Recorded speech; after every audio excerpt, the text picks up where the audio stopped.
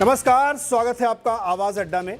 और आवाज़ अड्डा में आज बातचीत मार्केट की होगी, क्योंकि मार्केट में एक बड़ा कन्फ्यूज़न सा हो गया है। डायरेक्शन नहीं समझ में आ रहा लोगों को। हम लोग लगातार चर्चाएं करते हैं तो किसी को समझ में नहीं आता कि दिन में एक बार नीचे जाता है, फिर ऊपर आ जाता है। इवनिंग साइड में जब क्लोजिंग के आसपास जाए तो फिर ऊपर चला जाता है, अगले दिन गैप अप होता है, फिर नीचे आ जाता है। तो बड़ा कन्फ्यूज़न की स्थिति है। सोशल मीडिया पे एक चित्र बहुत घूम रहा हुआ है जिसमें एक बेयर है जिसके दो बड़ी बड़ी सींगें निकली हुई हैं। लोग कह रहे हैं ये है मार्केट, एक साथ बुलर बेयर चल रहा है। तो डायरेक्शन क्या है मार्केट का, और इस कन्फ्यूज़न को दूर करेंगे हम लोग, इसको समझने की कोशिश करेंगे। तो आज एकदम फोकस्ड हम लोग चर्चा करेंगे, बहुत फ्री व्हीलिंग चर्चा होगी, लेकिन ऐसा नहीं कि सारे विषयों पर बात करें। तो पहला विषय ये होगा कि मार्केट का डायरेक्शन क्या है, कन्फ्यूज़न क्या है। दूसरा जो बड़ा मुद्दा पिछले हफ्ते दो हफ्ते से आप लोग देख रहे होंगे कि जो न्यू एज कंपनीज़ हैं पिछले एक डेढ़ साल में जो लिस्ट हुई हैं उसमें बहुत ज़ोरदार गिरावट है और बहुत ज़्यादा बिकवाली की खबरें आ रही हैं, स्टॉक बहुत पिट गए हैं। तो वो क्यों हो रहा है, क्यों इतनी ज़्यादा नाराज़गी? आईपीओ के समय तो लोग लाइन लगा के ले रहे थे, कितने गुना भर रहा था, अब अचानक से क्या ऐसी बेरुखी हो गई है। तीसरी चीज़, मैं 3 सेक्टर्स पे बात करूँगा। पहला सेक्टर है जो आईटी है, उससे लोगों की बड़ी दूरियां बना ली हैं, लोग बेरुखी दिखा रहे हैं उसकी तरफ। लेकिन बैंक और फाइनेंशियल से बड़ा प्यार उमड़ रहा है। सब जिससे बात करो, आप किसी भी फंड मैनेजर से बात करो, सब उसके लिए बहुत प्यार से बात करते हैं कि यही सेक्टर है जो बढ़िया प्रदर्शन करेगा। और एक तीसरा सेक्टर है जो बेचारा बहुत अच्छा परफॉर्म कर चुका है, एफएमसीजी, लेकिन अब वो ऐसा लग रहा है कि थक रहा है या वो रुकने की कगार पे है या पता नहीं क्या होगा उसमें। तो उसको भी समझने की हम कोशिश करेंगे कि आज तो ये एकदम फोकस चर्चा तीनों विषयों पे होगी। तो जिनके साथ हम चर्चा करने वाले हैं, आप लोग उनसे बहुत अच्छी तरह से परिचित हैं, लेकिन हम उनका परिचय आपसे ज़रूर कराएंगे दोबारा से एक बार, क्योंकि बहुत नए लोग हमारे साथ जुड़ेंगे तो उनके लिए जानना ज़रूरी है। हमारे साथ हैं अभय अग्रवाल जी, स्टूडियो में हमारे साथ बैठे हुए हैं। पाइपर सेरिका के एमडी, सीईओ, चेयरमैन, फाउंडर, या हिंदी में कहा था मालिक सही ना तो अभय अग्रवाल जी हमारे साथ स्टूडियो में है। दूसरे में है गुरमीत चड्ढा जी, जो कंप्लीट सर्कल कैपिटल के को फाउंडर हैं, सीईओ हैं, ये भी उसी कैटेगरी में आते हैं, ये भी मालिक ही हैं। तीसरे हमारे मेहमान हमारे दोस्त अनुराग सिंह हैं, जो अमेरिका से हमारे साथ जुड़ रहे हैं। और मैं इनका विशेष रूप से धन्यवाद हर बार शो में करता हूँ, क्योंकि बहुत इस समय 5 बजे होंगे और मैं उठा देता हूँ इनको, तो इसके लिए सर स्पेशल थैंक्स। और एनसिट कैपिटल के फाउंडिंग मैनेजर हैं ये, तो इनसे बातचीत होगी। साथ ही मेरे मित्र अजय पांडे जी हैं, जो एमडी और सीईओ हैं आईटीआई के, जो एक फ़ंड चलाते हैं बहुत बड़ा, और उस पर इनकी जो है काफ़ी मिड कैप में बहुत बड़ी पकड़ है। तो उनसे भी हम लोग बातचीत करेंगे। आप सब लोगों का सर बहुत बहुत स्वागत है इस खास चर्चा में। तो पहला जैसे हमने कहा था मुद्दा, मुझे ये समझना है कि मार्केट में कन्फ्यूज़न क्या है, ये क्या डायरेक्शन क्या है, कहाँ जा रहा है ये बाज़ार? जी देखिए, बाजार फ्लैट है और आपकी बात एकदम ठीक है। अभी इन्वेस्टर्स के मन में बड़ी दुविधा है, बड़े छोटे सब यही पूछते हैं कि भाई ये अभी नीचे जाएगा, गिर जाएगा, कि ये एकदम तेज़ी से ऊपर भाग जाएगा। तो प्रॉब्लम ये हो रही है कि हर घंटे में नए डेटा पॉइंट्स आ रहे हैं शॉर्ट टर्म के। कभी जीडीपी बढ़ गया किसी देश का तो लोगों को लगता है बॉन्ड रेट बढ़ जाएंगे। फिर एक डेटा आता है कि जो कंज्यूमर प्राइस इंडेक्स है वो गिर गया यूएस में, तो लोग कहते हैं कि अरे फिर तो रेट हाइक नहीं होगा, अब फेड रुक जाएगा, आरबीआई रुक जाएगा। तो उस इमीडिएट रिएक्शन, ओवर रिएक्शन हर डेटा पॉइंट का इतना ज़्यादा है कि वो मार्केट को ऊपर भी नहीं जाने दे रहा है और मार्केट को नीचे भी नहीं जाने दे रहा है, क्योंकि दोनों तरफ से तो बुल्स और बेयर्स की एकदम बराबर की लड़ाई चल रही है अभी, नीरज जी। और चिंता से चतुराई घट रही है क्या? हाँ, बस वही हो रहा है, बस वही हो रहा है। हर एक दूसरे को देख रहा है कि वो क्या कर रहा है, मैं बढ़ा लूँ अपना एलोकेशन तो मैं शायद नुकसान में आ जाऊंगा, तो मैं रुक जाता हूँ। फिर एक डेटा पॉइंट तो कहते हैं अरे कैश बहुत है, चलो थोड़ा डिप्लॉय कर लेते हैं। तो इस तरह के, और क्या हो रहा है, जो इंस्टीट्यूशनल इन्वेस्टर्स भी हैं ग्लोबली, इंडिया की नहीं मैं बात कर रहा, बड़े, वो भी रिटेल इन्वेस्टर जैसा बिहेव कर रहे हैं इस टाइम पे। कि हर, जैसे एक दिन ऐसा आया जब यूएस का सीपीआई प्रिंट कम हुआ तो 6% नास्डैक बढ़ गया। मतलब अब आप खुद सोचिए कि उस एक दिन में ऐसा क्या हुआ कि सडनली इतनी बेरिशनेस से बुलिशनेस आ गई, और उसकी वजह से सारे ग्लोबल, फिर उसके बाद धीरे धीरे मार्केट टेपर कर रहा है। तो मुझे फ्रैंकली मेरा ये व्यू है कि अगले 1 महीने 2 महीने शायद ऐसा कोई डेटा पॉइंट बड़ा इमर्ज नहीं होगा जो क्लियर डायरेक्शन देगा। तो इन्वेस्टर्स को साइडवेज मार्केट की भी तैयारी रखनी पड़ेगी कि हाँ, ये मार्केट बड़ा बोरिंग सा साइडवेज जा सकता है जब तक कि कोई क्लैरिटी ज़्यादा ना आए, ऐसा मेरा व्यू है। मतलब बहुत ज़्यादा डेटा आ रहे हैं, लोग बहुत ज़्यादा पढ़ाई कर रहे हैं, बहुत ज़्यादा लोग नंबर्स को देख रहे हैं इसलिए कंफ्यूजन हो ओवर रहा है। रिएक्शन बहुत ज्यादा, हर चीज का, हर छोटे से डेटा आता है उसका ओवर रिएक्शन हो जाता है, कहीं का, जापान का, चाइना का, यूएस का, सीपीआई प्रिंट, आईपीपी प्रिंट, जितने सारा जर्मनी का डेटा इन्फ्लेशन भी ट्रैक करते जर्मनी हो, का टर्की इन्फ्लेशन, का यूके का इन्फ्लेशन, टर्की का इन्फ्लेशन, टर्की मतलब अब कैसे आप इसको एसिमुलेट करो, यू नो। तो ये बड़ा एक इंस्टीट्यूशनल इन्वेस्टर, रिटेल इन्वेस्टर तो छोड़िए, इंस्टीट्यूशनल इन्वेस्टर के लिए भी बड़ा दुविधा का समय है इस टाइम में। पहले होता था कि खबर थोड़ी देर में आती थी तो लोग उसको समझते थे, एनालाइज करते थे, फिर उस पर रिएक्ट करते थे। अभी क्या पहले ही आ जाती खबर, बिल्कुल, और आपने रिएक्ट नहीं किया तो वो पता लगा थोड़ी देर बासी भी हो गई, दूसरी और आ गई एक नई। बिल्कुल। तो ये ओवर इन्फॉर्मेशन का है। तो मतलब मोटे मोटे तौर पे आप ये कह रहे हैं कि अगले 1-2 महीने या महीने भर मार्केट ऐसी स्थिति में ऐसे हाँ, मतलब कॉन्ट्राडिक्टरी डेटा आता रहेगा कहीं ना ईयर कहीं एंड से। वाली रैली नहीं होगी क्या? ईयर एंड वाली रैली हम तो मनाते हैं हो जाए अच्छा, पर वो गारंटी नहीं है। नॉर्मली आता है दिसंबर में जो अंडर एलोकेटेड एफपीआई का पैसा है जो ईयर एंड में आता है, थोड़ा एनएवी बूस्टिंग होती है, वो सब होता है।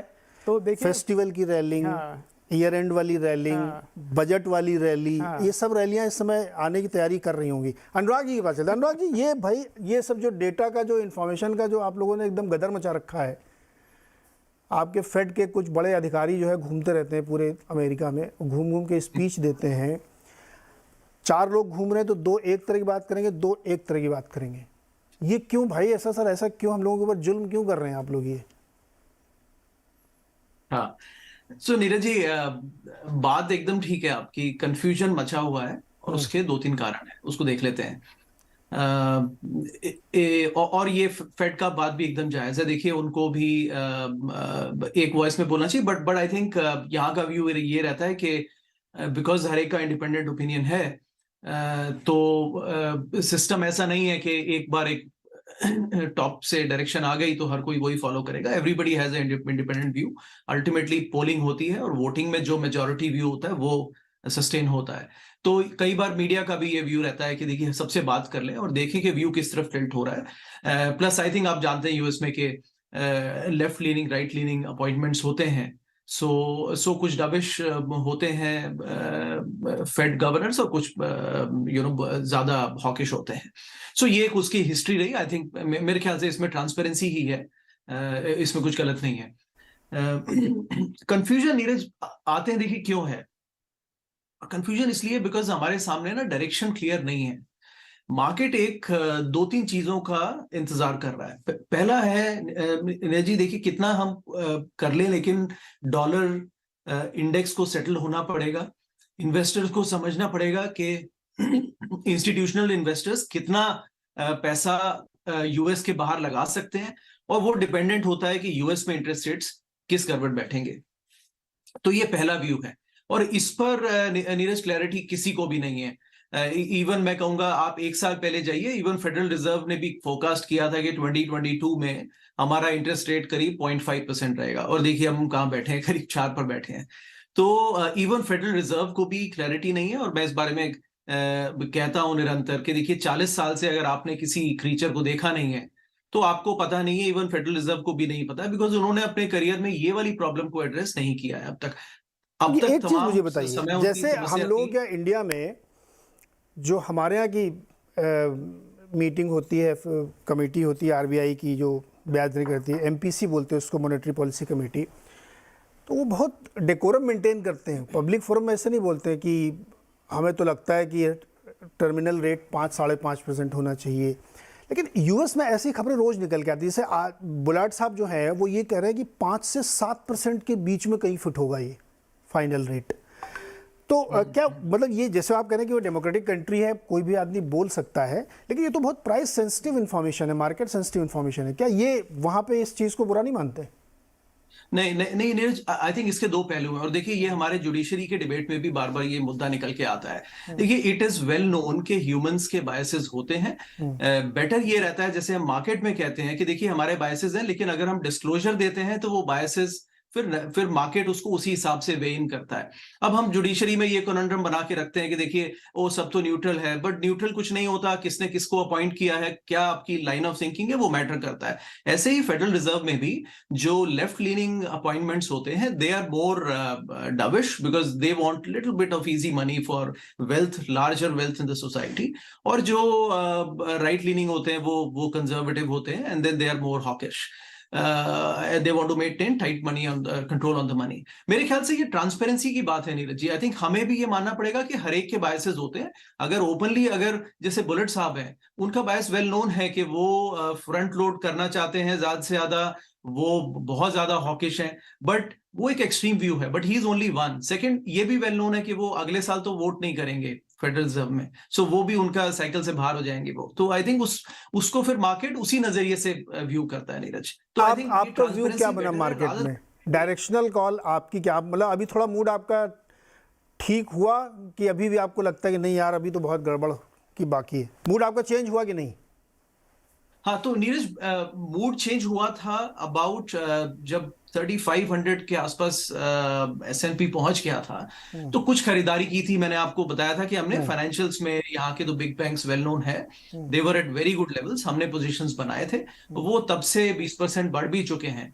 लेकिन अभी मुझे लगता है नीरज जी, फिर से ना हम उस जोन में आ गए हैं जहां पर फंडामेंटल्स हमें उतना सपोर्ट नहीं कर रहे हैं। अब देखिए, ये आपके पुराने पॉइंट पे जाता है, ग्लोबल इकोनॉमी स्लो डाउन की तरफ जा रही है। कोविड की एक्सेसेस के बाद में हर इकोनॉमी सेटल करने की कोशिश कर रही है। इंटरेस्ट रेट्स हाई रहेंगे, गवर्नमेंट की स्पेंडिंग लो रहेगी, फिजिकल डेफिसिट्स को लो करना है, और ऐसे में कंज्यूमर स्पेंडिंग भी रिड्यूस होगी। इस माहौल में नीरज जी, मार्केट्स को नए हाई बनाने बड़े मुश्किल होते हैं। तो मार्केट इसी से गुजर रहा है, और इसीलिए फंड फ्लो भी बिल्कुल, हर कोई सोच रहा है कि वो दूसरे को आउटस्मार्ट करके पैसे निकाल ले, और मार्केट में फिर ये रिपल इफेक्ट आता है, क्योंकि we don't have clarity long term. ये न्यू हाइज बनाने का समय बिल्कुल नहीं है, और इंडिया में लोग निरंतर सोच रहे होंगे कि देखिए हमारे न्यू हाइज क्यों नहीं बन रहे हैं। ये न्यू हाइज बनाने का समय बिल्कुल नहीं है। देखिए सर, FIIs का मूड बदल गया है। नवंबर में अब तक 13,000 करोड़ से ज़्यादा खरीदारी कर चुके हैं। गुरमीत सर, मूड बदला आपका? कन्फ्यूज़न कोई, या एकदम बहुत दूर तक दिख रहा है आपको? नीरज जी, मुझे लगता है ये हम थोड़ा सा इंडेक्स पे ज्यादा फोकस करते हैं। इंडेक्स जितना दिखा रहा है उससे ज्यादा छुपा रहा है मेरे हिसाब से। तो मार्केट जरूर ऑल टाइम हाई के नजदीक है, बट काफी चीजें प्राइसिंग कर रही हैं। तो जो भी US इकोनॉमी से लिंक्ड है, जो भी ग्लोबल सप्लाई चेन से लिंक्ड सेक्टर्स हैं, जो ग्लोबल ग्रोथ से इफेक्ट होते हैं, वहां हमने 25-30% करेक्शन है अभी भी। अगर आप टेक्नोलॉजी स्टॉक्स देखेंगे तो आपको शायद 15,000 निफ्टी पे दिखेंगे। आप API CDMO बिजनेसेस देखेंगे तो शायद 13-14,000 निफ्टी पे है। 30-40% करेक्शन देखा है हमने डीवीज में, लॉरस में। अभी पिरामल फार्मा 191 पे डीमर्ज हुआ, अभी लगभग 125-130 रुपए पे है। तो जहां पे प्रेशर है वो मुझे लगता है भाव में है थोड़ा बहुत। कुछ और आ सकता है अगर थोड़ा और वीकनेस हुई ग्लोबल ग्रोथ में। और जो चीज अच्छा कर रही है, जैसे क्रेडिट ग्रोथ अच्छा कर रही है, बैंक का बैलेंस शीट जो है क्लीन अप हुआ है। हमारा बैंक एनपीए एक डेकेड के लो पे है। स्टेट बैंक जैसा बड़ा बड़ा बैंक 17-18% एडवांस ग्रोथ रजिस्टर करता है, 1% का ROA करता है। तो वहां पे तो मार्केट उस चीज को, तो मार्केट अभी इस सिचुएशन में है कि अच्छे परफॉर्मेंस को रिवॉर्ड कर रहा है और खराब परफॉर्मेंस को पनिश कर रहा है, जैसा हमने देखा कुछ टेक कंपनीज में, फार्मा में या न्यू एज कंपनीज में। तो ये, और बाजार में ये फेसेस आते हैं। इनफैक्ट टाइम करेक्शन बहुत जरूरी है मार्केट में मेरे हिसाब से, क्योंकि ये थोड़ा चीजों को स्टेबलाइज करता है, और ये प्राइस करेक्शन से कम पेनफुल होता है। तो मुझे लगता है थोड़ा सा टाइम करेक्शन मार्केट में देखने को मिल सकता है, कुछ पॉकेट्स में थोड़ा होना भी चाहिए। और जैसे जैसे जैसे पॉजिटिव आउटलुक आएगा तो थोड़ा सा हमें नजरिया, आपको क्या खरीदना है उस पर फोकस ज्यादा करना चाहिए। ये इंडेक्स को लेके थोड़ा मुझे लगता है ऑब्सेशन बहुत ज्यादा है। लेकिन सर, देखना तो वही पड़ता है सुबह सुबह।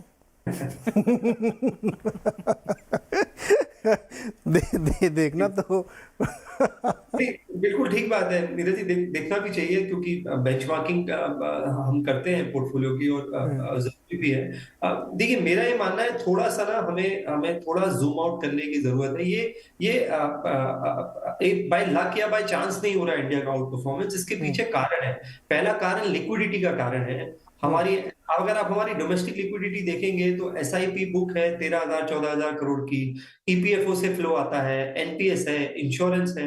लगभग अगर हम डॉलर टर्म्स में बात करें, $2.5-3 बिलियन का फ्लो है। तो वो मैच करा उसने आउटफ्लो को जब एफआई हैवी सेलिंग कर रहे थे। अभी आपने बताया वो थोड़ा सा एफआई ने बाइंग करी है तो मार्केट में थोड़ी सी तेजी देखने को मिली। दूसरा, एक कुछ फंडामेंटल रिफॉर्म्स हुए हैं, बैंक की बैलेंस शीट क्लीन हुई है, बैंक्रप्सी कोड के बारे में कोई बात नहीं करता है मेरे हिसाब से। ये बहुत बड़ा रिफॉर्म है, ये शायद जीएसटी जितना बड़ा रिफॉर्म है, क्योंकि ये एक तो क्रेडिट ग्रोथ बढ़ा रहा है और नया क्रेडिट कल्चर ला रहा है। तीसरा, जो गवर्नमेंट ने इनिशिएटिव्स लिए हैं, चाहे वो लिंकेज है बैंक अकाउंट का डायरेक्ट बेनिफिट ट्रांसफर के लिए, जो इंफ्रास्ट्रक्चर क्रिएट हो रहा है, जो हमने पीएलआई लेड इंसेंटिव्स लिए, तो मुझे लगता है कि फंडामेंटल्स लॉन्ग टर्म में मैटर करते हैं। शॉर्ट टर्म में लिक्विडिटी सपोर्ट कर रही है, लॉन्ग टर्म आउटलुक इंडिया का इसलिए पॉजिटिव है कि रिफॉर्म्स और फंडामेंटल्स अच्छे लग रहे हैं। तो ये बाय परफेक्ट। चांस नहीं है कि गुरमीत सर, क्या है, देखिए बिल्कुल आपने एकदम सही कहा कि अगर आप एवरेज करके देखेंगे तो भारत में बहुत सारे ऐसे पॉकेट्स या बहुत सारे ऐसे सुधार हुए हैं जो हिंदी में तो कालजयी हैं, वो टाइम इमेमोरियल है। आप जो लोग उसको पढ़ते हैं समझते हैं, जैसे ये पीएलआई स्कीम है, कॉरपोरेट टैक्स में कट है, जीएसटी का बड़ा रिफॉर्म है, बहुत जगहों पे सरकार ने अलग अलग क्लस्टर बना के उनको डेवलप किया है। तो इसको अगर आप एक इंडिपेंडेंट तौर पे देखें, ऑब्जेक्टिवली देखें, तो ये बहुत बड़े रिफॉर्म है और इसका असर आने वाले समय में आपको बहुत ही ज़्यादा क्वांटम में देखने को मिलेगा।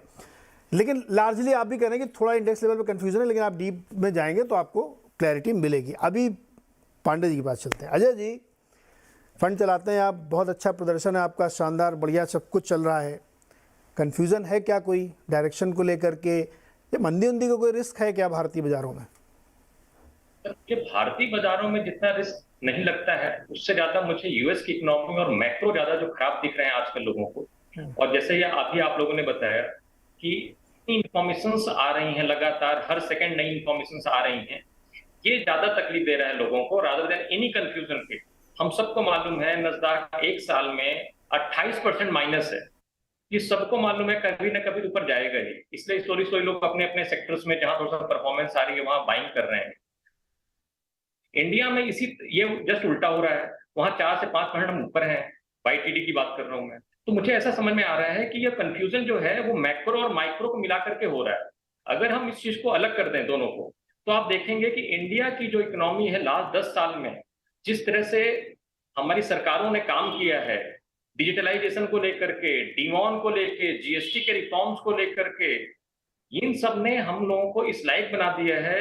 आफ्टर डीमॉन सोचिए इंडिया में सबसे हाईएस्ट लेवल पे हम लोग पेमेंट कर पा रहे हैं आज तक डिजिटल वे से। बैंकिंग के लिए कितना बड़ा ये रिफॉर्म हुआ है, ये कोई समझ नहीं पा रहा है अभी तक। मुझे लगता है आने वाले 10 सालों में जब लोग सोचेंगे इंडियन इकोनॉमी के बारे में, तब उनको एहसास होगा कि ये पूरा का पूरा बैंकिंग सिस्टम जो स्ट्रॉन्ग किया गया है आरबीआई द्वारा, वो डिजिटलाइज जब उन्होंने किया, उसका आज जो असर हम देख रहे हैं, ये आने वाले 10 सालों में जब देखेंगे तो हमारी इंडियन इकोनॉमी टॉप 3 इकोनॉमी बन जाएगी। तो मुझे पूरा भरोसा है कि जो कंफ्यूजन है वो कंफ्यूजन शॉर्ट टर्म को लेकर के, ना कि माइक्रो और मैक्रो को लेकर के। तो जो इन्फॉर्मेशन को लेकर के आप लोग बहुत चिंता करते हैं, तो व्हाट्सएप आप लोगों को चलता रहता है कि बंद कर दिया है? सर जी, व्हाट्सएप एक ऐसी चीज है हाँ। जो क्या है, हम लोगों का जो दिमाग है उस पर बहुत बड़ा असर कर रही है आज की डेट में। और मेरा ये मानना है कि सबको अपनी इंफॉर्मेशन जहां जहां से बटोर सकते हैं बटोरना चाहिए, because ultimately we are human beings, और हम सबको कहीं ना कहीं किसी ना किसी वे में इंफॉर्मेशन के पास या जितनी जल्दी हम पहुंच सकें, बिकॉज हम लोग पब्लिक का पैसा मैनेज करते हैं और वहां पे हमारी रिस्पॉन्सिबिलिटी है कि हम लोगों के पास जल्द से जल्द सही समय पे सही इंफॉर्मेशन दे सकें। अब जी समस्या यही है कि और इन्फॉर्मेशन हमको परेशान कर रही है। बिल्कुल। हम बहुत बिग पिक्चर देख नहीं पाते उसके चक्कर में, लेकिन वो व्हाट्सएप देखें क्यों ना, वो आता रहता कुछ। तो सर ऐसा है, देखिए अब आप भी पिक्चरों के बहुत फैन हैं, आप जाते हैं वीकेंड पे देखने। दृश्यम 2 देखेंगे आप कि नहीं? मैं तो मलयालम वाली ऑलरेडी देख ली। वो तो नेटफ्लिक्स पे आ गई थी। हिंदी वाली देखिए ना वो सर। जाऊंगा, बिल्कुल अजय देखने देवगन जाऊंगा, वाली। बिल्कुल देखने जाऊंगा। अरे कौन कौन देखने जा रहा है पहले बताइए। पांडे जी, आप जा रहे हैं देखने की नहीं? दृश्यम 2। क्या मुझसे पूछ रहे हैं? हाँ, दृश्यम 2 फिल्म का टिकट बुक करी आपने कि नहीं करी? बिल्कुल सर, अभी जाऊंगा, मैं सैटरडे को जाऊंगा देखने के लिए। और गुरमीत सर तो जाएंगे, पूछने की जरूरत नहीं है। या आपको कोई दौड़ने वाला प्रोग्राम तो नहीं है? मैराथन पे चले जाएंगे? नहीं सर, आप मैराथन संडे को भागता हूँ और पहले इंडल्ज करता हूँ, फिर कैलोरी को बर्न करता हूँ। मतलब पहले सैटरडे को छोले भटूरे का प्लान है, देखिए इन्वेस्टमेंट छोला भटूरा, उसके बाद है। आप बताइए आप। बिल्कुल, यूएस इकोनॉमी का यही चल रहा है। हाँ, पहले छोले भटूरे खा लिए, हाँ। अब मैराथन चल रही है। मैराथन चल रही है। अब वो कब खत्म होगी मैराथन, वो अभी क्लैरिटी नहीं है। जो आपने पहला सवाल पूछा कि ये मैराथन कब खत्म होगी, वो फेड में किसी को भी नहीं मालूम और किसी इन्वेस्टर को नहीं मालूम है, पर ये मालूम है कहीं ना कहीं तो खत्म होगी। तो मोटे तौर पे मैं ये कह सकता हूँ आप लोगों से बातचीत के आधार पे कि शॉर्ट टर्म एक डायरेक्शन में थोड़ा सा कंफ्यूजन है, हेजी पिक्चर, समझ में नहीं आ रहा। फेड वालों को नहीं समझ रहा, हमको क्या समझ में आएगा कि पता नहीं क्या हो सकता है, किस ट्रेजेक्ट्री में जाएगा। तो लेकिन डीप डाउन अभी जब हम लोग करेंगे तो पता लगेगा कि सेक्टोरली, स्टॉक वाइज भी बहुत सारी चीज़ें हैं जहाँ पे आपको फोकस करना चाहिए, रादर कि आप दिन भर निफ्टी बैंक निफ्टी देखते रहें, उससे आपको कुछ हासिल नहीं होने वाला, क्योंकि वो ट्रेडिंग वाले इंस्ट्रूमेंट है। बिल्कुल। अच्छा, ऐसा कोई इंस्ट्रूमेंट होता है कि एक बार खरीद कर 10 साल तक बैंक निफ्टी पड़ रहा है हमारे पास, ऐसा कुछ होता है क्या? नहीं, बैंक निफ्टी तो नहीं, पर आई थिंक आप वही मॉडल ETF मत बताइए सर, बैंक निफ्टी में आप अपना बैंक निफ्टी बना लीजिए, छोटा निफ्टी बना लीजिए, वो small case type, small case अपना मॉडल पोर्टफोलियो बना लीजिए, बिल्कुल क्यों नहीं बना सकते। ओके, तो ये एक इशू हम लोगों ने सॉल्व किया। अब दूसरा मुद्दा आता है जो बड़ा आजकल हॉट है, गर्म है, ये जो नए ज़माने की कंपनियां आई थी पिछले 1-1.25 साल में, खूब लिस्टिंग हुई और बहुत ज़बरदस्त सब्सक्रिप्शन और बढ़िया लिस्टिंग हुई। और ग्राफिक देखिए अभी स्क्रीन पे हम लोग चलाएंगे कि वो अपने ऊपरी लेवल से कहाँ से क्या इशू प्राइस था, फिर कहाँ से कहाँ पहुँच गए। ये क्यों गिर रहे हैं? सर देखिए, एक तो इसके 2 कारण हैं। एक कारण ये है, एक एक्सटर्नल रीज़न है, और एक है इन कंपनीज की खुद की प्रॉब्लम्स। जो एक्सटर्नल रीज़न है कि जब इनके आईपीओ आए थे तो उस टाइम पे जो आप यूएस में देखें, फैंग स्टॉक्स की धूम मची हुई थी।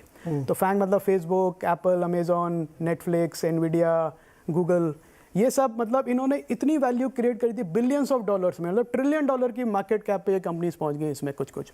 तो लोगों को लगा कि भाई ये जैसा इन्होंने किया, अब ये हमारे जो न्यू एज लिस्टिंग है, आप स्क्रीन पे दिखाई रहे हैं नाम, पेटीएम, नाइका, कार ट्रेड और ये सब जो लिस्ट हुए, तो ये सब भी ऐसा ही धमाका कर देंगी। और आईपीओ मार्केट में हमने देखा है हर 6 साल में एक बूम आता है, और उस बूम में बहुत सारी चीज़ें ऐसी आईपीओ हो जाती हैं जो नहीं होनी चाहिए उस समय पे। तो प्रॉब्लम ये है कि ये सारी कंपनीज का जब आईपीओ आया तो ये प्रॉफिटेबल नहीं थी ये कंपनीज, और अभी भी नहीं है। और नेट लेवल की प्रॉफिटेबिलिटी छोड़ दीजिए, कैश फ्लो लेवल की प्रॉफिटेबिलिटी छोड़ दीजिए, ईबीडीए लेवल पे भी ये प्रॉफिटेबल नहीं है। और इसके बीच में क्या हो गया कि जो फैंग स्टॉक्स की वैल्यूएशन थी, टेक्नोलॉजी स्टॉक्स की वैल्यूएशन थी ग्लोबली, वो मैसिव करेक्शन आया उसमें। मतलब $200 का स्टॉक $20 पे आ गया। आप देखिए शॉपिफाई, पेपैल, बड़ी बड़ी कंपनीज, मतलब मेटा देख लीजिए आप, जिसको भी देख लीजिए, मतलब वो ऐसे लेवल पे आ गए। अलीबाबा देख लीजिए, अलीबाबा, मेituan दियानपिंग, जो ग्लोबल बेंचमार्क्स थे, बाइडू, टेंसेंट, बाइट डांस, जो लोग कहते थे भाई ये ग्लोबल बेंचमार्क्स हैं टेक कंपनी के वैल्यूएशन के, वही 80% गिर गए। नैस्डैक 30-35% गिर गया। तो एक तो ये एक्सटर्नल फैक्टर है जो वैल्यूएशंस ने इंपैक्ट किया। दूसरा फैक्टर ये है कि जो सप्लाई आ रही है इन स्टॉक्स में फ्रॉम ओल्ड इन्वेस्टर्स, जिनकी कॉस्ट ऑफ एक्विजिशन अभी भी बहुत कम है कंपेयर टू मार्केट प्राइस। क्योंकि हम देखते हैं एज एन इन्वेस्टर कि $2000 पे इशू किया हुआ स्टॉक $400 पे आ गया, पर हम ये नहीं देख पा रहे हैं कि जो बेच रहे हैं उसका कॉस्ट ऑफ एक्विजिशन तो $20 है। तो उसके लिए तो अभी भी बहुत प्रॉफिट में है जिस भाव पे निकल जाए। नहीं तो मान लीजिए आपने $10 में लगाया, हाँ, एंजल इन्वेस्टर या सीरीज 1, 2, 3, 4, 5, 100 वाली सीरीज में भी आपने $25 तक लगाया जी। फिर आईपीओ हुआ $75 पे, हाँ, है ना, लिस्टिंग हुई $125 पे, फिर वो गिर के $50 आ गया। हाँ, बिल्कुल। तो आप फायदे में हैं, मैं फायदे में हूँ, लेकिन हाँ, आप बेच क्यों रहे हैं? क्योंकि आपको भरोसा नहीं है क्या? नहीं, मेरे को एक तो सबसे बड़ा रीजन है कि मेरा जो ग्लोबल फंड है वो इतने स्ट्रेस में है, हाँ, कि मुझे वहाँ पे अपना कैश शोर अप करना है। जैसे सॉफ्ट बैंक ले लीजिए, टाइगर ग्लोबल ले लीजिए, जितने भी बड़े ग्लोबल प्राइवेट इक्विटी फंड्स हैं जिन्होंने भर भर के पैसा लगाया था, हाँ, वो सबके डीप डिस्ट्रेस में है। उनके खुद के सॉफ्ट बैंक का वैल्यूएशन जापान में 50-60% गिर गया है। तो उनको कैश शो उसका कारण है कि ब्याज देने पड़ रही है, इसलिए पैसा चाहिए मेरे को, पैसा चाहिए। तो अब वो जहां से भी बिक रहा है, प्रॉफिटेबल एग्जिट्स हो रहे हैं, वो लेके निकाल रहे हैं अभी इस टाइम पे। और दूसरी प्रॉब्लम ये नीरज जी कि ये जो कंपनीज है ये अभी भी इन्वेस्टर को कॉन्फिडेंस नहीं दे पा रही हैं कि कब प्रॉफिटेबिलिटी आएगी। क्योंकि आप डिलीवरी को देख लीजिए, वो कह रहे हैं कि 2025 में भी हमारा लॉस बनेगा। अब 2025 में लॉस बनेगा और आप एक्सपेक्ट कर रहे हैं कि मैं आपको 30-40 हज़ार करोड़ की वैल्यूएशन दे दूं, तो as an investor we always say कि भाई दूसरे भी तो ऑप्शंस हैं हमारे पास, ज़रूरी थोड़ा ना इसी में इन्वेस्ट करना है। तो स्पेस को जाने देते हैं, बाद में देखेंगे जब क्लैरिटी आएगी, प्रॉफिटेबल मॉडल इमर्ज होगा किसी का होगा तो वापस आ जाएंगे। गनीमत की वो 2025 करें, किसी एक कंपनी ने कहा था मुझे पता ही नहीं कब प्रॉफिट में होंगे। अब कहना वो भी वही चाह रहे थे पर 25 पे रुक गए। कब प्रॉफिटेबल होंगे मुझे भी नहीं पता, नहीं मालूम, सच में नहीं मालूम। हमने मॉडल्स रन किए, नंबर्स रन किए, हमारे एनालिस्ट खुद सोचते रहते हैं कि भाई यूनिट इकोनॉमिक्स पे आप लॉस मेकिंग है, मतलब आप यूनिट लेवल पे, फिर मैं आपका कॉर्पोरेट एक्सपेंस, फिर मैं आपका मार्केटिंग एक्सपेंस सब डालूं, तो ये तो मुझे दूर दूर तक ये मॉडल प्रॉफिटेबल दिख ही नहीं रहा है। ये अनुराग जी बेटे मुस्कुरा रहे हैं हम लोगों की बातें सुन के। सर भी हिला रहे हैं क्योंकि बहुत पहले इन्होंने ऐसी बातें हम लोगों को बताई थी। अनुराग जी क्या हुआ, ये क्या चक्कर में, क्यों बेच रहे हैं लोग इतना? सर ये तो फेवरेट टॉपिक है मेरा। सर देखिए, इसमें ना हर जनरेशन की एक नई लर्निंग्स होती हैं। 2000 में .com वाली लर्निंग अलग रही, 2008 में फाइनेंशियल क्राइसिस की लर्निंग अलग रही, ये एक डिफरेंट फ्लेवर में लर्निंग आई। तो 2008 के बाद से क्या हुआ कि जब मनी इंटरेस्ट रेट तकरीबन 0 हो गया, तो यहाँ पर एक फ्री कैपिटल अवेलेबल था जो ढूंढ रहा था कि अब कहाँ इन्वेस्ट करें। और तकरीबन उन्होंने उस कैपिटल ने ग्लोबली एंड इवन यूएस में ये सोचा कि ये कंपनी जो स्टार्टअप सीधे आकर के लिस्ट हो जाती हैं तो वो पूरा प्रॉफिट कैप्चर कंज्यूमर्स कर लेते हैं, रिटेल कर लेता है। उन्होंने साइकिल को सोचा कि इसको शॉर्ट चेंज करते हैं। वीसीज हाइपर एक्टिव होकर के उन्होंने स्टार्टअप्स को बोला कि आपको मार्केट जाने की जरूरत नहीं है, हम आपको फंड करते हैं, टाइम पे जब कंपनी का साइजेबल मार्केट शेयर हो जाएगा तब लिस्ट करेंगे।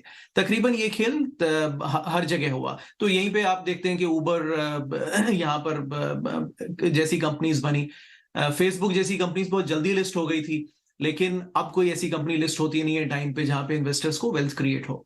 तो वही कहानी इंडिया में भी हुई तकरीबन। तो फिर उसी समय के ये सब स्टार्टअप्स जो हैं उसी समय इन्होंने उनका इंसेप्शन हुआ। अब इसमें कहानी में ये होता है कि देखिए, अब जब बायर बहुत स्मार्ट हो जाता है तो वो अपनी एग्जिट को बड़ा टाइम करना चाहता है, और उसने जो मेजर प्रॉफिट है वो कैप्चर कर लिया है। अब उन्होंने साइजिंग करके आईपीओस को तकरीबन, नीरज जी मेरा मानना है कि अबाउट 5x ओवर प्राइस किया। सो यूजुअली जो भी लिस्टिंग प्राइस कंपनीज ने रखा, आई थिंक इसमें जोमेटो का एक एक्सेप्शन हो सकता है, बट उसके बाद जिसने भी प्राइस रखा, अबाउट एक्चुअल प्राइस 20% से ऊपर नहीं होना चाहिए। उन्होंने उसको 5x करके किया। बिकॉज देखिए, वीसीज में 10 घोड़ों पे दाव लगाते हैं, उसमें से एक घोड़ा चलता है, वहीं से उनको ज्यादा पैसे निकालने होते हैं, क्योंकि बाकी जगह तो उनका लॉस हो गया होता है। तो उनका रेट ऑफ रिटर्न उनको विनर्स से ज्यादा चाहिए। तो इस हिसाब से नीरज जी जो प्राइसिंग बनी वो सिग्निफिकेंटली हायर बनी, आई वुड से 5x ऊपर बनी जो यूजुअल प्राइस होना चाहिए। वो मैं इसलिए भी कह रहा हूँ नीरज जी, बिकॉज एक मार्केट साइजिंग होती है। हम टोटल एड्रेसेबल मार्केट की स्टोरीज वीसी से वो तो सुनाएंगे, लेकिन अगर एक कंपनी यूएस में $100 या 100 बिलियन पर है तो इंडियन काउंटर पार्ट 10 बिलियन से ऊपर नहीं हो सकता। इकोनॉमी का साइज भी होता है, मार्केट पोटेंशियल होता है, तो वो उससे ऊपर नहीं जाता। और ये इन्होंने तमाम उस बेंचमार्क को भी नजरअंदाज किया। तीसरा नीरज जी, अब देखिए, आईपीओ लाने से पहले 1:500 की रेशो में बोनस शेयर्स इशू किए। अब ₹1 का शेयर है। देखिए, ये सब कंपनीज जो हमारी पहले जिन आईपीओ में वेल्थ बनी, आईपीओ का मतलब होता है कंपनी आ रही है ग्रोथ कैपिटल लेने के लिए। सो टीसीएस, इन्फोसिस, तमाम तरह के हमारे बैंक्स जो बोल लीजिए आप, Kotak bank and HDFC bank and ICICI bank, they all came into the market very early, growth capital लिया, इन्वेस्टर्स को 20 साल तक इनकी 20% के अगर का फायदा मिला, और वो वेल्थ इन्वेस्टर्स में शेयर हुई। इन्होंने वो सब किया ही नहीं।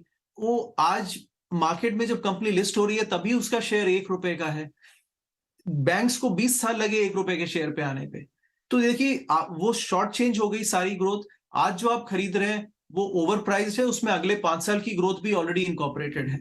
अब उसके बाद कंपनी चले नहीं चले वो रिस्क भी इन्वेस्टर्स का है। तो I think this is a new learning. लोगों ने नई लर्निंग सीखी कि आईपीओ हर किस्म का आईपीओ। अनुराग जी, आपने एक बहुत बढ़िया बात कही जो हम लोग आगे चर्चा पे लाने ही वाले थे कि ये जो एक पेड अप पे लाए, वैल्यूएशन बिल्कुल मैच करूंगा मैं। हाल फिलहाल में भी अभी एक आध दो कंपनी आई है जो बिल्कुल वो स्विट्जरलैंड वाली सबसे बड़ी कंपनी के बराबर का वैल्यूएशन मांग रही है कि मेरे को वही चाहिए, लेकिन पेड अप हमने एक किया इसलिए आपको समझ में नहीं आ रहा है। प्लस जो बात कही कि पहले हमने बोनस भी कर दिया, राइट्स भी कर दिया, इतने टुकड़े उसके बना डाले कि मतलब ये समझ में नहीं आ रहा किसी को। ये सब चीज़ें अब रियलाइज़ हो रही हैं। अजय पांडे जी, आप सब लोग फंड मैनेजर हैं, क्या ये सब जो नए ज़माने की चीज़ें आई, बहुत सारे स्टॉक्स आए और इसमें आए, मन नहीं हुआ कभी कि बड़ा अट्रैक्टिव लग रहा है, फंसे नहीं कभी आप इस सब में? सर जी, पहले तो मैं बता दूं, मैंने आज तक हाँ। किसी भी आईपीओ में हिस्सा नहीं लिया है। क्यों? का सबसे बड़ा रीजन यही है, जो अभी अनुराग जी ने मुझे बताया और हम सबको बताया, कि किस वैल्यूएशन पे क्या पीछे पीछे हुआ है लास्ट 5-7 सालों में किसी भी कंपनी के साथ, इस चीज को ट्रैक करना इतना आसान नहीं है। जब तक आप डीआरएसपी पढ़ेंगे, जब तक आप किसी प्राइवेट इक्विटी के बारे में समझेंगे या पुराने इन्वेस्टमेंट के बारे में समझेंगे, तब तक 2 या 3 नए आईपीओ और आ चुके होते हैं उसी सेगमेंट के, उसी सेक्टर के, ग्लोबली। तो लोग आपसे जो बात कर रहे होते हैं, कंपटीशन पे बात कर रहे होते हैं, पेयर कंपैरिजन पे बात कर रहे होते हैं, ना कि कंपनी के फंडामेंटल पे।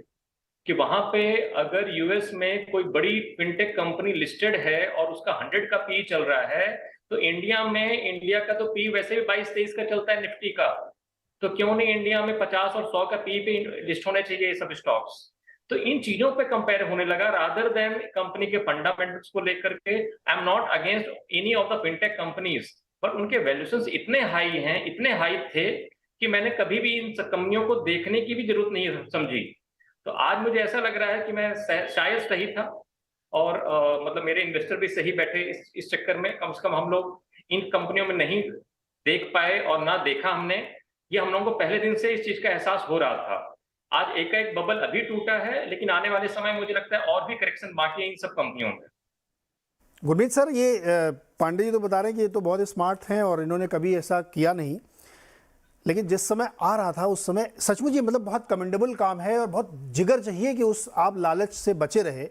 अनुराग जी तो खैर मतलब बहुत ही, क्या बताऊँ, अमेरिका में बैठ के पता नहीं क्या क्या देखते रहते हैं, वहाँ के बैठ के यहाँ के डीआरएसपी पढ़ते हैं गजब करते हैं।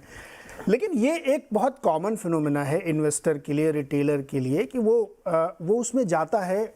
मैं बहुत रिस्पेक्टफुली इन सारी कंपनियों के प्रमोटर्स की, इनके इन्वेस्टर्स की मेहनत का बहुत रिस्पेक्ट करता हूँ, लेकिन जो आज हमें दिख रहा है, जिस तरह के स्टेटमेंट्स आते हैं, तो फिर जो बात अजय कह रहे हैं कि बहुत पहले से ये चीज़ें वॉच करनी चाहिए। मैं एक बहुत दारा खुसरो शाही जो ऊबर के ग्लोबल सीईओ हैं, उनका एक स्टेटमेंट है, उन्होंने बताया था कि हमने अपने उस डीआरएसपी में लिखा था कि हमारा जो टोटल एड्रेसेबल मार्केट है वो अंडर द सन है। जहाँ जहाँ भी दुनिया में सड़कें हैं वहाँ वहाँ मेरा मार्केट है। अगर इस तरीके के सब्ज़बाग दिखा करके आप अपने वैल्यूएशंस कमांड करना चाहेंगे तो फिर तो लालच में फंसना बड़ा लाजमी है। कैसे बचते थे आप लोग? और आज अगर अभी कह रहे थे कि 5x की वैल्यूएशन लिए, तो अभी तो 100 वाला माल 20 का हो गया, क्या अब अट्रैक्टिव है क्या? कैसे बचे और अभी क्या अट्रैक्टिव है क्या? नीरज जी, मेरा ये मानना है, मैं सहमत हूँ जो अनुराग और अभि जी ने बोला और अजय ने भी, कि देखिए बाजार का ना एक तरीका होता है आपको नए लेसन्स सिखाने का, और हर 2-3 साल में ये नई फैशनेबल चीजें आती हैं। .com बबल आया, इंफ्रास्ट्रक्चर, मुझे याद है लोग बोलते थे इतनी रोड्स बनेंगी, इतनी स्टील बनेगी, इंफ्रास्ट्रक्चर कंपनी, म्यूचुअल फंड ने कुछ 15 इंफ्रास्ट्रक्चर फंड लॉन्च किए थे 2006 से 2008 के बीच में। तो ये हर 5 साल में लेटेस्ट फैशनेबल चीज आती है। लोगों ने स्पेशलिटी केमिकल में इन्वेस्ट करना शुरू किया बिना समझे कि स्पेशलिटी केमिकल होता क्या है। लोगों को सीडीएमओ का फुल फॉर्म नहीं पता, तो उनको हर कंपनी कॉन्ट्रैक्ट मैन्युफैक्चरर ही दिखती थी फार्मा में। तो ये पीरियड आते हैं, और ये थोड़ा हमारी टेंडेंसी हो गई है शायद सोशल मीडिया का, ये है कि सबको जल्दी है, क्रिप्टो में जल्दी है पैसा बनाने की, सबको रातों रात पैसा बनाना है। तो जब और ये पॉपुलर माइंडसेट है, तो ये लोग इसको कैप्चर करने की कोशिश करते हैं। और दूसरी प्रॉब्लम, एक जो बड़ी प्रॉब्लम नीरज जी आई इन कंपनीज में ना, वो लिक्विडिटी ड्राई हो गई। तो ये सारा गेम लिक्विडिटी का है। आज आप देखिए, मैं एग्जांपल देता हूँ, जोमेटो बीच में जब उनका प्राइस गिरा था, आज जोमेटो मार्केट कैप 55,000 करोड़ है। स्विगी ने लास्ट राउंड $10 बिलियन पे किया, जो कि लगभग 80-85 हजार करोड़ है। तो वो अगला राउंड तो वो कर नहीं सकते, उनको मार्कडाउन लेना पड़ेगा, क्योंकि जोमेटो जो है आधे वैल्यूएशन पे लिस्टेड स्पेस में मिल रहा है। तो एक ये लिक्विडिटी, ये जो सर्कल घूम रहा था पैसे का, कि एक जगह लगाया, उसका दूसरा राउंड किया, फिर तीसरी जगह लगाया, ये रुक गया, और उसका भी इम्पैक्ट आपको देखने को मिल रहा है। तो वो जो फंसा है, वो जो निकाल सकता है वो निकाल रहा है। तो लिस्टेड स्पेस में पैसा निकालना, जो भी पर्टिकुलर प्राइस पे निकल जाता है। तो मेरा बस ये मैं रिक्वेस्ट करता हूँ सारे लिसनर्स से कि हमेशा अर्निंग्स पे और यूनिट इकोनॉमिक्स पे, जैसे अनुराग ने भी बोला, ध्यान दें। और ऐसा नहीं है कि सारी न्यू एज बिजनेसेस खराब है, सबको क्लब करना मेरे हिसाब से गलत होगा। मुझे तो लगता है बजाज फाइनेंस भी उतना ही न्यू एज बिजनेस है। मुझे लगता है आईसीआईसीआई बैंक भी एक अच्छा न्यू एज बिजनेस है। आप रिलायंस देखिए, आज 40% एबिट जियो रिटेल से आता है। तो बिजनेसेस को क्लब करना बंद कर देना चाहिए कि ये प्लेटफॉर्म प्ले है, ये न्यू एज है, ये ओल्ड एज है, और उसके बिजनेस परफॉर्मेंस पे आना चाहिए। दूसरा, कुछ एक हमारे रिडार में, मैंने अभी तक इन्वेस्टमेंट नहीं किया है, मैं शायद थोड़ा लकी रहा कि हमने अभी तक किसी न्यू एज बिजनेस में इन्वेस्ट नहीं किया, पर 2-3 अब मेरे रेडार में है। मुझे डिलीवरी हम लोग को रिव्यू कर रहे हैं, मैं ये नहीं बोल रहा हूँ कि मैं उसमें भी निवेश करना चाहता हूँ, बट उनकी मुझे जो उनका मॉडल है, जो स्पॉट ऑन जो उन्होंने किया, जो जिसका इंटीग्रेशन होना था वो थोड़ा डिले हो गया। उनका पार्सल डिलीवरी, जो एक्सप्रेस पार्सल डिलीवरी सेगमेंट है, वो अच्छा कर रहा है। B2C सेगमेंट में फोकस करते हैं। बाकी जो सेगमेंट्स हैं, जो वेयर हाउसिंग है, ट्रक लोड डिलीवरी है, लॉजिस्टिक एक ऐसा स्पेस है कि मुझे लगता है इंडिया में काफी स्कोप है। नायका भी हम थोड़ा सा इवैल्यूएट कर रहे हैं, हम क्योंकि ये जो ब्यूटी और पर्सनल केयर मार्केट है, ये इंडिया में उसका जो स्पेंड है वो $10 है, वर्ल्ड वाइड ये $300-350 है। तो जैसे जैसे डेमोग्राफिक चेंजेस होंगे, अफ्लुएंस होंगे, बढ़ेगा। और यूनिट इकोनॉमिक्स नायका का इतना खराब नहीं है, पर अगर आप 5 करोड़ के प्रॉफिट में 50,000 करोड़ का मार्केट कैप देंगे तो आप डिसअपॉइंट बिल्कुल होने वाले हैं। तो कुछ एक स्टेज पे मुझे लगता है कि शायद इनमें से कुछ एक बिजनेस अगर प्रॉफिटेबल हो सकता है या ग्लाइड पार्ट दिखा सकता है प्रॉफिटेबिलिटी को, तो कंसिडर किया जा सकता है। लेकिन क्योंकि 50-60% गिर गया है या 70% गिर गया है, उस बेसिस पे इन्वेस्ट करना मेरे हिसाब से ठीक नहीं। तो valuation is the key, valuation. अगर मुझे ध्यान है एक बहुत मज़ेदार बात, जब नायका का उदाहरण लेते, जब इसका IPO आया था तो बहुत जगहों पे इसकी चर्चा हो रही थी, और मैं भी बहुत, चूँकि उस समय सब IPO कवर करने होते थे, तो एक स्टोरी टेलर से मैंने पूछा कैसे, तो उसने कहा कि ये बताओ कि आप अभी अपने बेडरूम में जाते हो तो आपकी वाइफ, मेरी हालांकि है नहीं, मैं सिंगल हूँ, तो उसके ड्रेसिंग टेबल पे आपको क्या दिखता है? आपको नायका के 2-3 आइटम दिखते ही नहीं दिखते हैं। मैंने कहा आइडिया नहीं, उसने कहा नहीं दिखते हैं। अब आप सोचिए किस तरीके से नायका का पेनिट्रेशन है, सब जगहों पे पहुंच रहा है, इतनी बड़ी कंपनी बन रही है। तो मतलब वो ऐसी तस्वीर पेश की जाती है, वो झूठ भी नहीं, वो सच है, वो है भी। लेकिन वैल्यूएशन, क्या आप कोई ऐसी चीज़ के लिए 50 रुपये पे करेंगे जिसकी वैल्यू 10 रुपये? आप खरीदेंगे क्या? अभी सस्ता हो गया सर, अब तो सस्ता हो गया सर, पर फिर भी सस्ता हो के भी वो एक हिस्टोरिकल प्राइस है। वो अगर जैसे अनुराग जी ने कहा और गुरमीत ने भी कहा, वो हिस्टोरिकल प्राइस है, वो मीनिंगलेस है। वो तो जो रियल वैल्यू है वो मुझे नहीं लगता अभी भी एमर्ज हुई है, क्योंकि 3 करोड़ का क्वार्टरली प्रॉफिट था। अब मैं एज एन इन्वेस्टर में देखूं कि मैं 3 करोड़ के प्रॉफिट, फैक्ट वही है, सच वही है। बाकी तो आप जैसे कहा कहानी, आप उसके ऊपर कैसी बना लीजिए कि 3 करोड़ का पैट 3000 करोड़ आ जाएगा, पर मुझे तो कन्विक्शन नहीं है कि आप 3000 करोड़ के पैट का वैल्यूएशन मैं अभी आपको दे दूं उसके लिए। और कंपटीशन भी एमर्ज कर रहा है, नई कंपनीज और आ गई हैं, पर्पल है, गुड ग्लैम है, उस स्पेस वो और बढ़ रहा है, मामा अर्थ है, वाओ, तो ये सब कंपनियां आती जा रही हैं। तो ऐसा नहीं है कि नायका ही सिर्फ है, और भी हार्ड बार्गेनर है। मतलब ये एकदम, जब तक एकदम सस्ते में नहीं मिलेगा मैं हाथ नहीं लगाऊंगा। नहीं सर, बिल्कुल, वो इन्वेस्टर का काम ही वही है। आप ठीक, जैसा सब पैनलिस्ट ने बिल्कुल ठीक कहा कि आप अपना एनालिसिस करिए और जो सच है उसके बेसिस पे वैल्यूएशन करिए और इन्वेस्टमेंट डिसीजन लीजिए। नहीं तो कहानी सुनाने वाले तो इस मार्केट में बहुत हैं, और वो कहानी के चक्कर में तो लोग फंस जाते हैं फिर। बिल्कुल, ये बात बिल्कुल सही है कि बहुत ही, जैसे जब इस तरह की घटनाएं होती हैं तो आपको फिर गो बैक टू स्कूल वाली बात हो जाती है कि अपने पुराने फार्मूले निकालो, वैल्यूएशन देखो भैया, बहुत ज़्यादा फैंसी में नहीं जाने का, रियलिटी चेक, सच का सामना, ये सब आप करिए, तभी आप बढ़िया निवेश कर पाते हैं। तो हम लोगों ने 2 बहुत महत्वपूर्ण मुद्दों पर चर्चा की। अभी मुझे एक छोटा सा ब्रेक लेना है, कुछ सेकंड्स का ब्रेक है, कहीं जाइएगा मत, क्योंकि इसके बाद कुछ सेक्टर्स पे बात होगी कि उनसे इतनी मोहब्बत क्यों है या उससे उतनी दुराव क्यों है। छोटे से ब्रेक के बाद।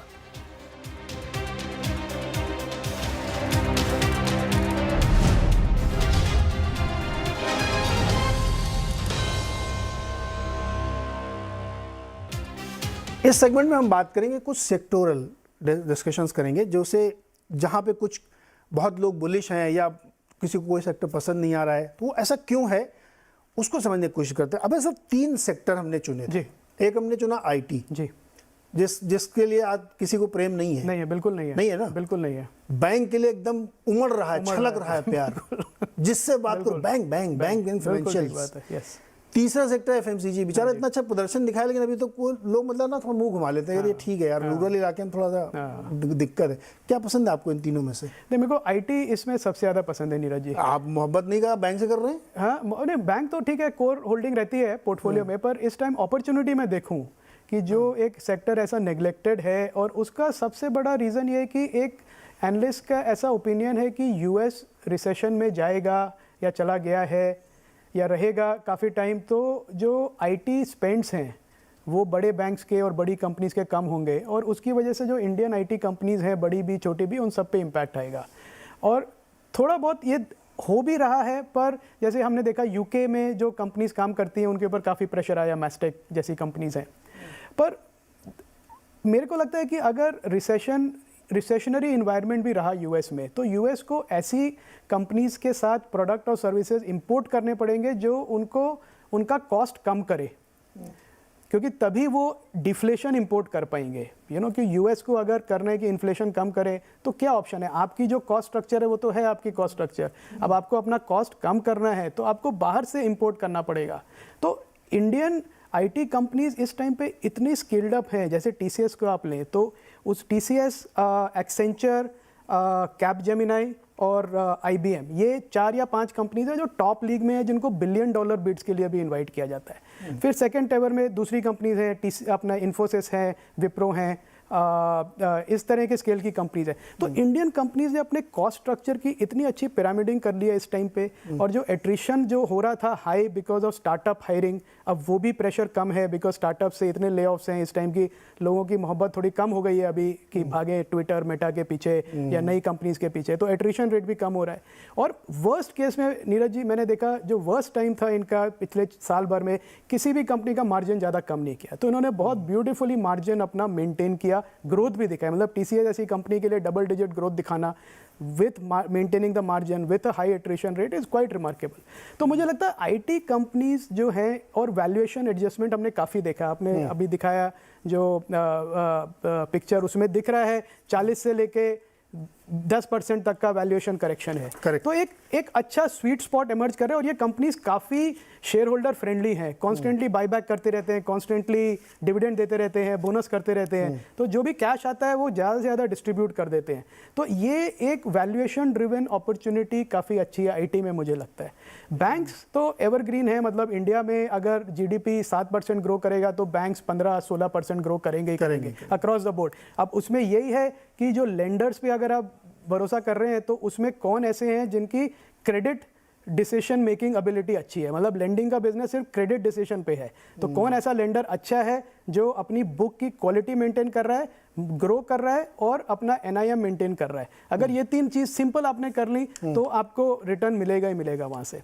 और तीसरा, एफएमसीजी में इतना बुलिश नहीं हूँ मैं फ्रैंकली। एक तो वैल्यूएशंस बहुत हाई हैं, दूसरा वॉल्यूम पे काफ़ी प्रेशर है फ्रॉम डोमेस्टिक ब्रांड्स। अभी जो टियर 2 टियर 3 की हम बात करते हैं, वहाँ पे सब अच्छे लोकल तगड़े ब्रांड्स हैं अभी। तो जो कंज्यूमर्स के पास चॉइस है, बहुत टफ फाइट है। तो अब कंज्यूमर को यही नहीं कि वो नेस्ले और लीवर या इमामी या मैरिको या इन डाबर इनके ही प्रोडक्ट्स खरीदे, या गोदरेज कंज्यूमर, उसके बाद बहुत ऑप्शंस है लोकल अभी। मैं पैकेज मिठाई क्यों खरीदूंगा, हलवाई हमारा बना रहा ताजी एकदम। बिल्कुल, तो इनकी वजह से इन पे वॉल्यूम प्रेशर है अभी, और उसकी वजह से मार्जिन प्रेशर है, कॉस्ट प्रेशर है, सारे तरह के प्रेशर हैं। और जो लोकल कॉम्पिटिटर्स हैं, ऐसे बीका जी का भी लिस्टिंग हुई आपने देखी, हल्दीराम की लिस्टिंग शायद हो, इस तरह के जो प्लेयर्स जो आ रहे हैं, और सोप में और अदर, वो सब अच्छा कंपटीशन दे रहे हैं अब एफएमसीजी को। और तो इसकी वजह से अब जो एफएमसीजी की जो वैल्यूएशन है 50-60 टाइम के पी मल्टीपल की, तो वो देख के मुझे नहीं लगता कि कहाँ से रिटर्न आएगी, मुझे ये डाउट होता है। नहीं, परफेक्ट, बढ़िया एनालिसिस है। अजय जी, आपके पास आता हूँ। पांडे जी, ये जो 3 सेक्टर हैं, आईटी, बैंक, फाइनेंशियल, एफएमसीजी, इस पे आपको जो भी पसंद हो उस पर आप राय दे सकते हैं, या चूंकि आप पहली बार आए, उन्हें नियम नहीं बताए थे आपको, अभी आके बताया कि हम इन पे चर्चा करें। आपको कोई और भी सेक्टर लगता है कि नहीं, ये तो 3 आपने ठीक है, ये वाले पे आपको नजर रखनी, तो आप वो बता सकते हैं। पहले तो ये तीनों पे डिस्कस कर लेते हैं, फिर मैं चौथा सेक्टर अपनी तरफ से बताता हूँ। पहला तो ये है कि हमने एक इकोनॉमी में एक चीज बहुत अच्छे से समझ रखी है कि किसी भी मार्केट में जो इंडेक्स होता है उसका रिस्कलाइजेशन बहुत होता है। तो लास्ट 5-10 साल जो थे वो सर्विसेज इंडस्ट्रीज के थे, चाहे वो आईटी हो चाहे वो बैंक हो। अब जो नेक्स्ट 10 साल हैं वो मैन्युफैक्चरिंग के लग रहे हैं लोगों को। अब हुआ क्या है, लास्ट 3 सालों में अगर आप एवरेज देखें, लास्ट 3 साल की अगर एवरेज देखें, तो आईटी कंपनीज ने 93% का रिटर्न दिया है, बैंकिंग सेक्टर ने दिया है लगभग 40% का, और एफएमसीजी कंपनी ने भी दिया है लगभग 36% का। तो 93% वाला जो रिटर्न है वो कहीं ना कहीं तो रेसलाइज होगा। तो इसीलिए धीरे धीरे धीरे जो आप देख रहे हो सेलिंग आ रही है, इसका सबसे बड़ा रीजन यही है कि लोग थोड़ा सा सेक्टर फोकस्ड हो गए हैं लोग थोड़ा सा सेक्टर को मैनेज कर रहे हैं, अपने पोर्टफोलियो को मैनेज कर रहे हैं, और ये ग्लोबली हो रहा है। हर आदमी रिस्क मैनेजमेंट देखना चाहता है।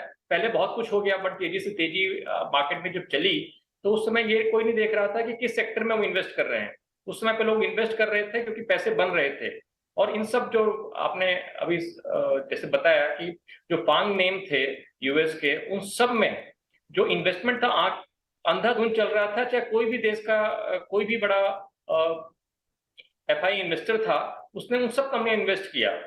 आज अगर आप देखें, उन्हीं सभी कंपनियों में करेक्शन आए हैं।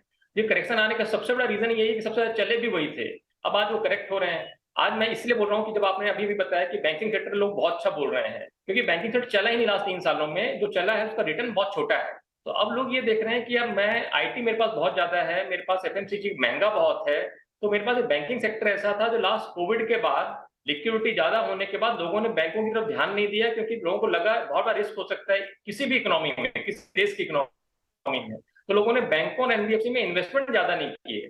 अब उनको लग रहा है कि इंडिया में, खासकर इंडिया की अगर मैं बात करूं तो इंडिया में सबसे लोवेस्ट लेवल पे इस बार एनपीए नंबर्स अनाउंस हुए हैं। दिस मीन टू से कि आईबीसी ने जो अपने केसेस रिजॉल्व किए हैं, उनकी जो स्पीड है वो इतनी तेज रही कि धीरे धीरे सिस्टम में एनपीएस का रिकॉग्निशन स्लो हो गया और लोगों की बैलेंस शीट बहुत अच्छी हो गई। जैसे आपने हाल ही में देखा होगा, एसबीआई है, एक्सिस बैंक है, आईसीआईसीआई है, इन सबके रिजल्ट्स कितने अच्छे आए हैं।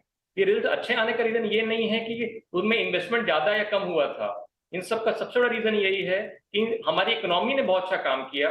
हमारी जो ओवरऑल जो भारत की जो इकोनॉमी है उस पर बहुत ज्यादा काम हुआ है। इसका ये रेप्लिकेटर है। अभी कौन सा पसंद आ रहा सेक्टर आपको? सर जी, मुझे तो अभी बहुत अच्छा लग रहा है बैंकिंग सेक्टर, बिकॉज मुझे ऐसा लगता है कि अभी भी ये मतलब यहाँ से क्योंकि वहां पे 2-3 साल से लोगों ने बाय इन्वेस्टमेंट नहीं किया है, तो लोग अपने पोर्टफोलियो की रीसाइजिंग करेंगे और बैंकिंग सेक्टर का जो वेटेज है वो बढ़ाएंगे। बैंकिंग एंड फाइनेंशियल सेक्टर्स की मैं बात कर रहा हूँ। हाँ, बैंक एंड फाइनेंस पूरा। इसके अलावा कोई और आप कह रहे थे चौथा ही बताऊंगा, वो चौथा क्या है, संक्षेप में बताइए। मैं तो देख रहा हूँ जिस तरह लिस्टिंग हो रही है, जिस तरह नई नई कंपनियां आ रही हैं, लिस्ट हो रही हैं, खासकर रियल्टी सेगमेंट में और इंफ्रा सेगमेंट में, वहां पे मुझे लगता है अभी वैल्यूएशन बहुत ज्यादा सस्ते हैं। वहां पे हो सकता है कि धीरे धीरे वो वैल्यूएशन कैचअप आए और लोग उसमें थोड़ा सा इन्वेस्ट करें। तो मेरा ये मानना है, अगर आपको रियल्टी पसंद नहीं है तो आप बिल्डिंग मटेरियल सेगमेंट देख लीजिए।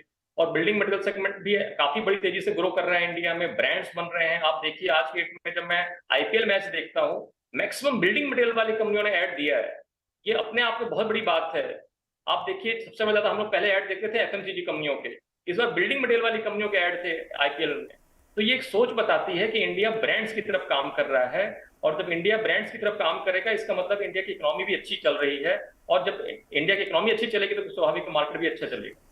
तो होम इम्प्रूवमेंट, बिल्डिंग मटेरियल, यानी जिसमें सीमेंट भी हो सकती है, लोहा हो सकता है, सरिया हो सकता है, पाइप हो सकता है, प्लास्टिक के पाइप, टाइल हो सकता है, प्लास्टिक के पाइप हो सकते हैं, लोहे के पाइप हो सकते हैं।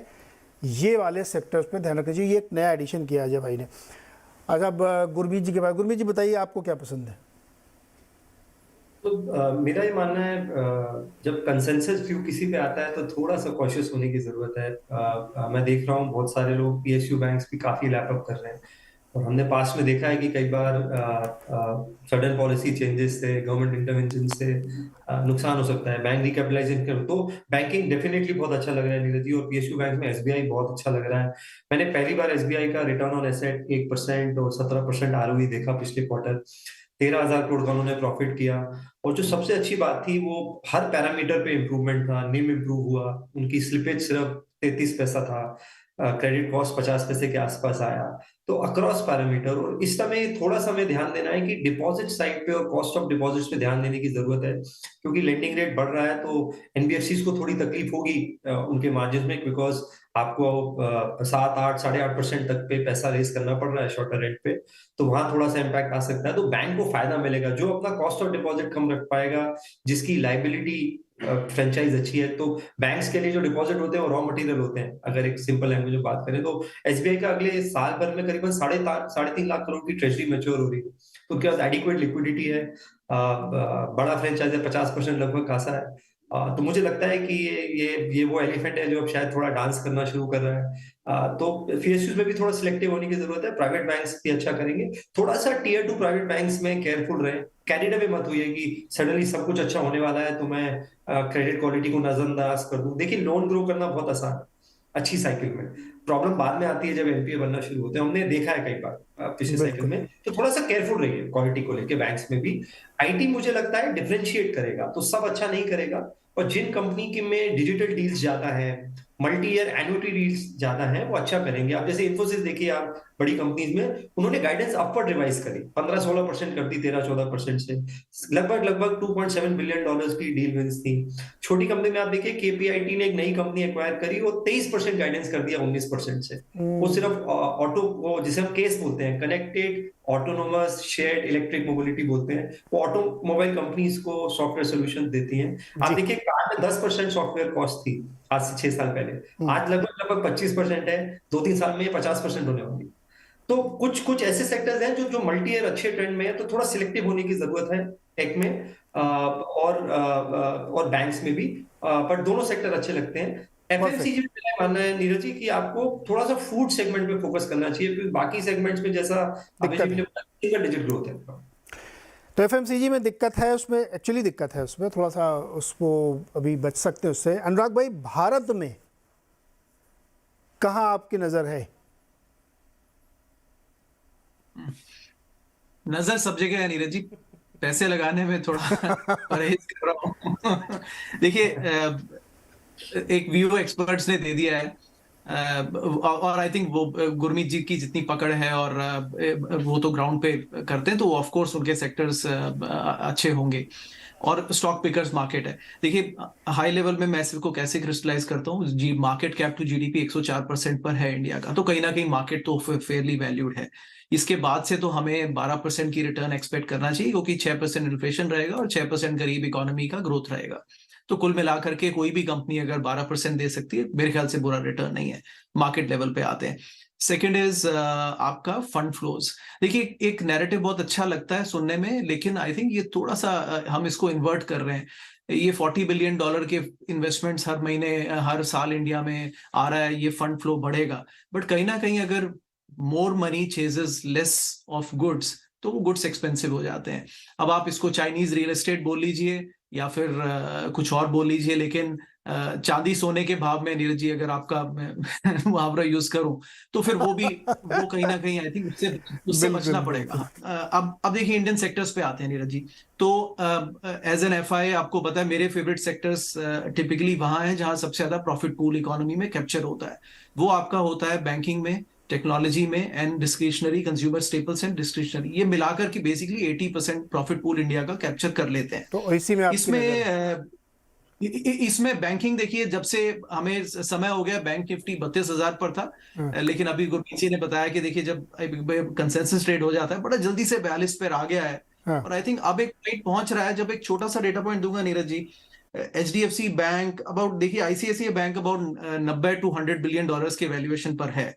यहां पर JP Morgan, which is the beacon of banking in the world, वो 350-400 के वैल्यूएशन पर है।